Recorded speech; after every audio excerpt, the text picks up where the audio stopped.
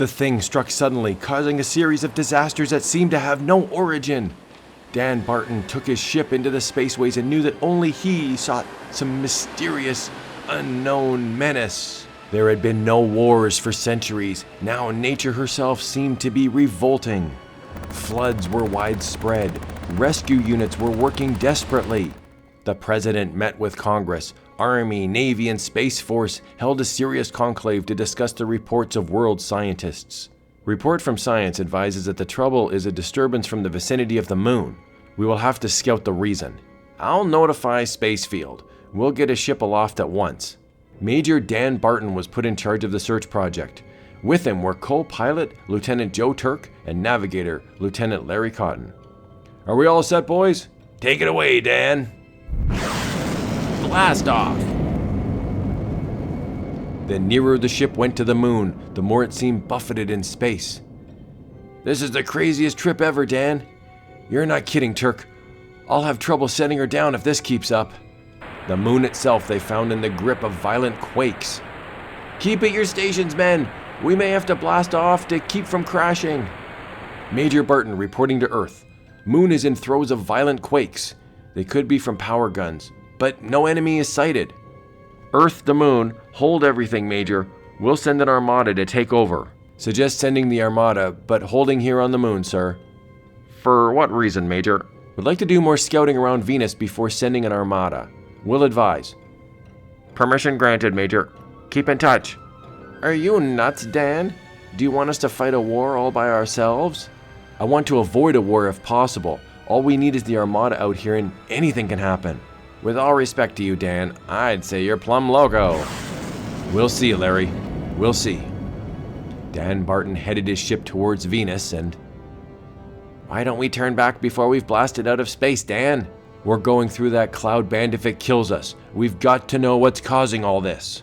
By the time they reached the Venus cloud bands, they were being tumbled like leaves in a stiff wind. I'm going to give the ship both barrels. Boy, you are crazy. We've never driven on both motors, Dan. It could blast the ship apart. Got to risk it. Here goes.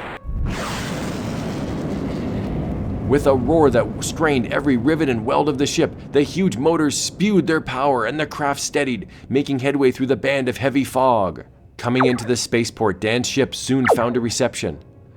Looks like we're not welcome. At least they're firing over us, not at us. Yeah, Danny, and maybe their aim is bad. I don't like it. Listen, they're speaking to us in universal language. Land at once. You are under arrest. We come from Earth on a friendly mission. Then why did you not signal us of your arrival? We've been signaling. Our message didn't get through. You can explain in court. Do not try to resist. Your Honor, we come in friendship, but in great concern. Some force seeming to come from this planet is wrecking the Earth. My world will not allow it to go on. What you say is most important. You will remain a prisoner while I call a recess of this court. The judge at once called a meeting of government heads. Could it be caused by our project? Have we been responsible for the things the Earthman claims? We may be. It is a most serious charge if it is not so. I think we should call in our engineers. Dan was later called to the chamber. The attitude had suddenly changed.